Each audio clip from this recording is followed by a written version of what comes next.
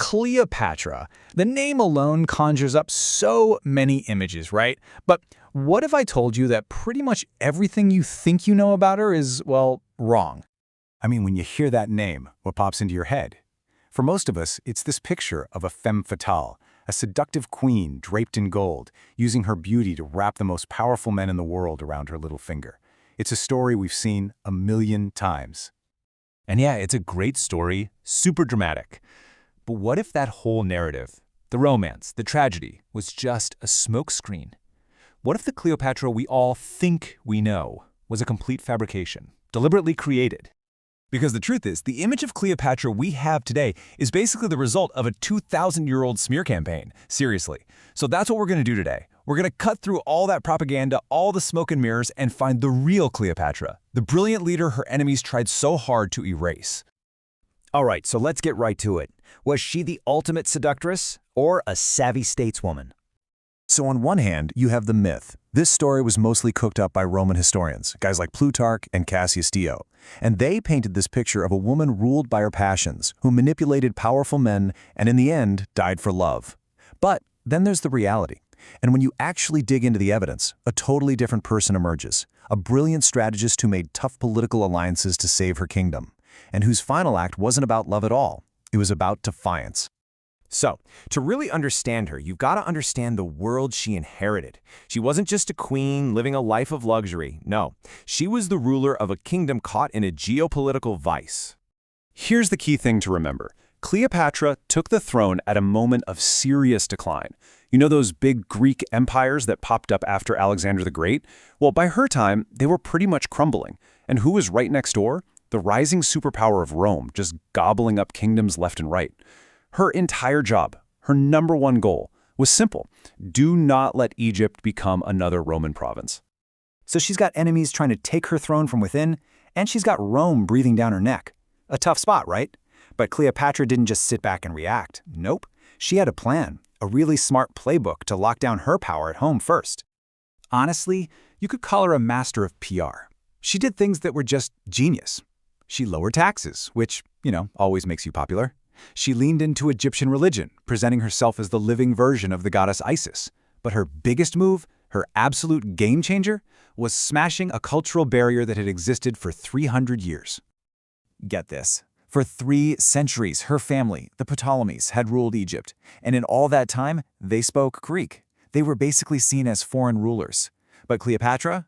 She was the only one in her entire dynasty who bothered to learn the native Egyptian language. And that wasn't just some cool party trick. It was a massive political statement.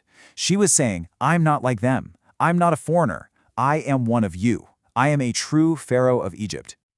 All right, so with things on lockdown at home, Cleopatra turns her gaze to the big problem, Rome. And this is where that whole seductress myth really explodes.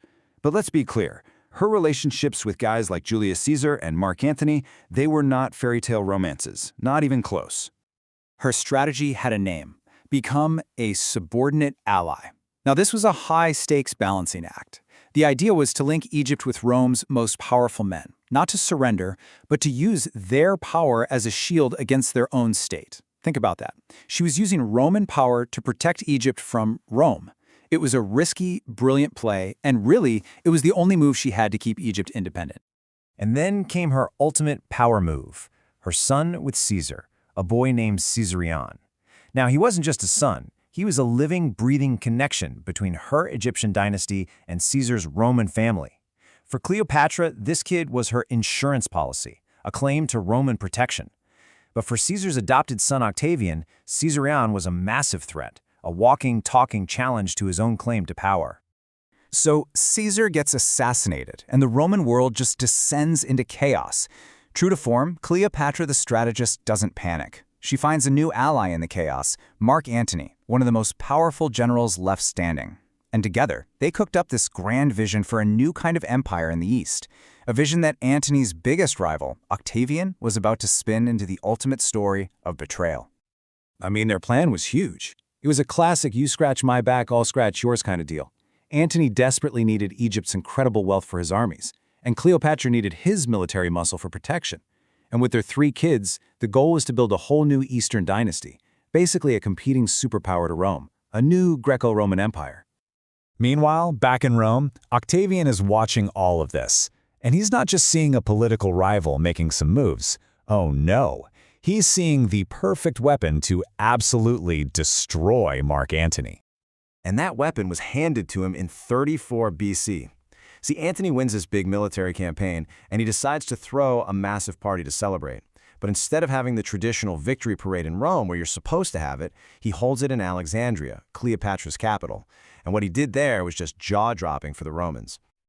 Just look at what he did! He publicly declares Cleopatra Queen of Kings, basically putting a foreign ruler above Rome's own allies. He hands over Cyprus, which was Roman territory, to their son Caesar Aeon. He gives away huge chunks of land in modern-day Syria and Turkey to their other kids. Now, in Antony's mind, this was just smart politics, right? Securing the region with loyal rulers. But back in Rome, this looked like pure treason. And that was it. That was all the ammunition Octavian needed. He ran straight to the Roman Senate and the people with this incredibly effective story. Antony's lost his mind. He's been bewitched by this foreign sorceress, and he's literally giving our empire away. And just like that, he masterfully turned a messy political fight between two Romans into a patriotic war. It was Rome versus this dangerous, exotic, barbaric queen from the East. And Octavian's propaganda worked like a charm. It was brutally effective. He whipped the Senate into such a frenzy that they declared war. But not on Mark Antony, their fellow Roman. No, they declared war on Cleopatra. After Antony and Cleopatra were defeated, she faced the worst possible fate for a monarch, being captured. But there was no way she was going to let her greatest enemy have the final say in her story. Her last message to Octavian was simple and powerful. I will not be led in a triumph. See, the ultimate prize for a victorious Roman general was this massive parade through the streets of Rome, where they dragged their most important captives in chains for everyone to see. Cleopatra knew that was exactly what Octavian had planned for her. So her suicide? That wasn't an act of romantic despair. It was her final strategic move in a lifelong chess game. She might have lost the war, but she was determined not to lose her dignity. So, the big question is, how did she actually die? The famous story, the one everyone knows, is the asp, the snake, hidden in a basket of figs. It's incredibly dramatic, but is it true? Well, even the Romans at the time weren't totally sure. There were other rumors, a pin dipped in poison, a toxic ointment, and frankly, most historians today lean towards poison. It would have been fast, clean, and dignified. Exactly the kind of controlled exit Cleopatra would have planned.